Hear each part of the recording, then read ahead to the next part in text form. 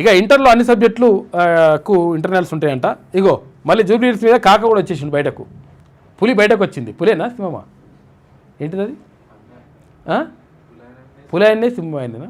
రెండు ఆయన్నే. ఇక జూబ్లీహిల్స్లో గెలిస్తేనే పార్టీకి భవిష్యత్తు, చక్కదనంగా నడిచే బీఆర్ఎస్ సర్కారును పోగొట్టుకున్నామని జనం బాధపడుతున్నారట. కాక బాధపడుతున్నాడు.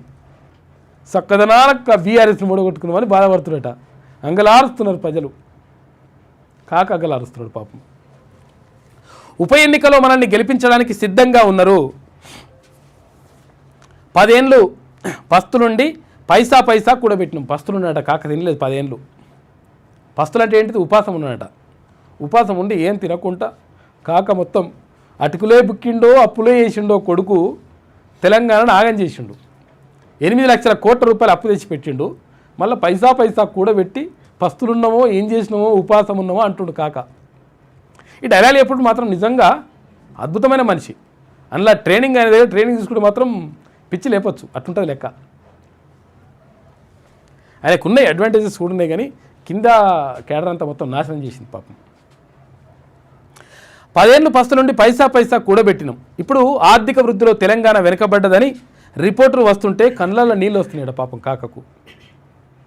తువాల తీసుకుపోయి తుడవాలి, టవల్ తీసుకుపోయి అని చెప్పేసి బీఆర్ఎస్ చీఫ్ అంటుండు. ఎర్రవల్లి ఫామ్ హౌస్లో 3 గంటల పాటు సన్నాహక సమావేశం నిర్వహించినట్ట. నేతలను పలకరిస్తూ ఉత్సాహంగా కనిపించిన కేసీఆర్ నిన్న కొంచెం సంతోషంగా ఉన్నాడట. కాంగ్రెస్కు ప్రత్యామ్నాయం బీఆర్ఎస్ఏ అని చెప్పేసి కేసీఆర్ అంటున్నాడు. కాంగ్రెస్కు ప్రత్యామ్నాయం బీఆర్ఎస్ఏనని ఆ పార్టీ అధినేత కేసీఆర్ అన్నారు. జూబ్లీహిల్స్ ఉప ఎన్నికల్లో గెలిస్తేనే పార్టీకి భవిష్యత్తు ఉంటుందని చెప్పారు. ఆ విజయమే తెలంగాణతో పాటు బీఆర్ఎస్ భవిష్యత్తుకు బలమైన పునాది వేస్తుందని పేర్కొన్నారు. అయితే జూబ్లీహిల్స్ ఉప ఎన్నికపై గురువారం ఎర్రవల్లిలోని ఫామ్ హౌస్లో దాదాపు 3 గంటల పాటు సన్నాహక సమావేశం నిర్వహించారు. ఈ సందర్భంగా కేసీఆర్ మాట్లాడారు.